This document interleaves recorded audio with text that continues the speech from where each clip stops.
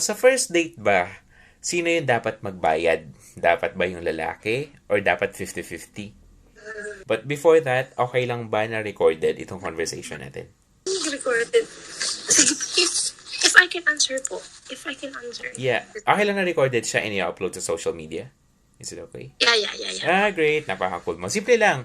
Sa first date ba, sino yung dapat magbayad? Dapat ba yung lalaki or dapat 50-50? Kasi mostly, kasi lalaki, di ba po? Yes. Like, lalaki. Kasi conscious ako pagdating sa mga ganyan. Kasi meron din po ako na, yan nga, dapat lalaki. For you, dapat lalaki. Kasi common talaga. Alam niyo po, ang nag-struggle ako. Sobrang struggle sagutin. Pero in terms of hindi naman sa dapat, pero mostly nga, lalaki yung nagbabayad. Ideally. And para sa akin, ideally, ganun. Lalaki yung nagbabayad.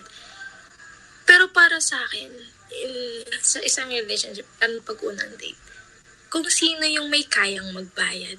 Ganon. Interesting. Or, kasi minsan, kahit sabihin ng babae na half-half, sila mag-o-offer, ganon-ganon. Hindi hahayaan ng lalaki na magbayad yung babae, syempre. Lalo na sa first date. Pero, yun nga. So, syempre, babae, hayaan na lang na yung lalaki magbayad fully, tapos saka na lang babawi pag sa mga susunod na date. Diba? Gano'n naman. Okay, so babawi. Paano siya babawi? Ganun din, siya rin yung manlilibre. Parang ganun. Like, yeah.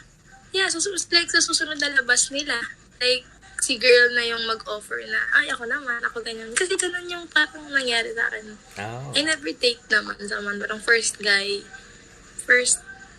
namin, siya yung nagbayad. Kasi siya yung nag-i-insist. And ego ng lalaki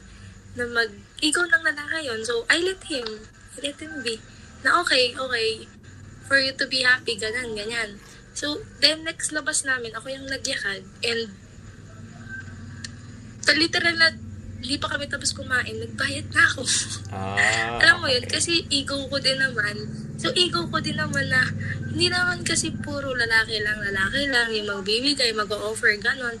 Kailangan half-half, ganon. Ako bilang babae, conscious po kasi ako about money. Pag money talaga yung involved, sobrang conscious ko. Ayokong parang indebted sa isang tao. Parang ganon. So, yan. Parang ganon. Ay. Ang ganda ng question. Parang napaisip ako. Then, Yeah, okay. na-apply ko yung sa akin. Sa experience mo.